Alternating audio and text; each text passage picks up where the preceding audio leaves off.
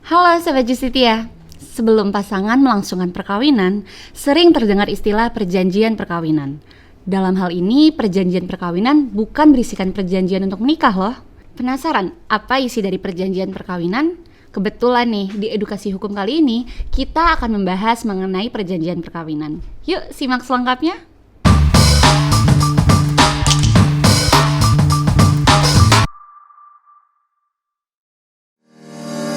Perkawinan berdasarkan pasal 1 Undang-Undang Nomor 1 Tahun 1974 tentang perkawinan merupakan ikatan lahir batin antara seorang pria dengan seorang wanita sebagai suami istri dengan tujuan untuk membentuk keluarga yang bahagia berdasarkan ketuhanan yang Maha Esa.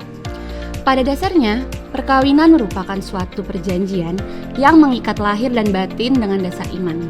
Perkawinan mengakibatkan terjadi persatuan bulat harta kekayaan perkawinan sehingga selama perkawinan hanya ada satu jenis harta kekayaan, yaitu harta bersama. Sementara, perjanjian perkawinan itu sendiri mengatur mengenai akibat adanya ikatan perkawinan, yang salah satunya dan umumnya mengenai harta kekayaan. Perjanjian perkawinan umumnya dituangkan dalam bentuk akta otentik yang mempunyai kekuatan hukum pembuktian yang kuat. Berdasarkan pasal 1313 Kitab Undang-Undang Hukum Perdata, perjanjian merupakan suatu perbuatan di mana satu orang atau lebih mengikatkan dirinya terhadap satu orang atau lebih.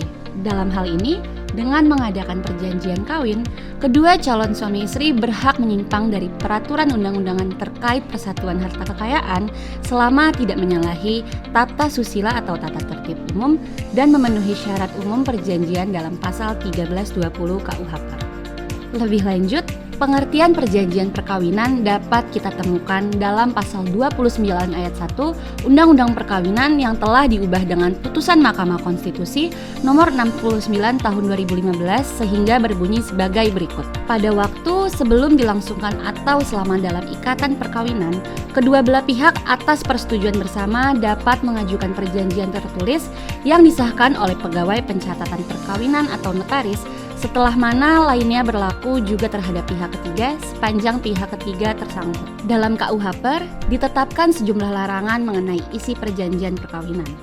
Antara lain, tidak boleh bertentangan dengan kesusilaan atau ketertiban umum, tidak boleh menyimpang dari kekuasaan yang diberikan KUHP kepada suami, tidak boleh melepaskan hak untuk mewarisi harta kepada anak, tidak boleh menetapkan penanggungan hutang lebih besar dibanding keuntungan, tidak boleh ditunjuk kepada peraturan yang berlaku dalam suatu negara asing dan tidak boleh dibuat dengan kata-kata umum bahwa kedudukan akan diatur lebih lanjut oleh hukum adat.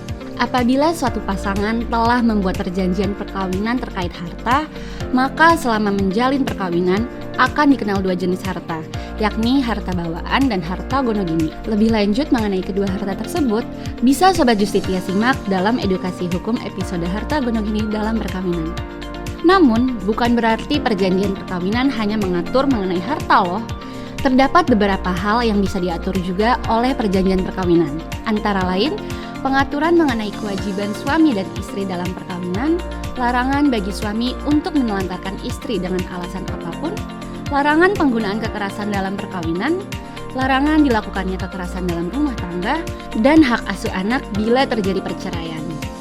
Kemudian, apakah perjanjian perkawinan bisa diubah, dicabut, atau dibatalkan?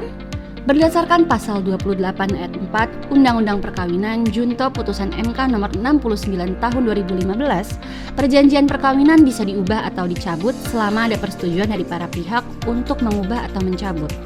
Dan perubahan atau pencabutan itu tidak merugikan pihak ketiga. Saksikan edukasi hukum selanjutnya hanya di channel YouTube Justitia Training Center. Jangan lupa di like, komen, dan subscribe ya. Justitia Training Center, Crystal of Law Education.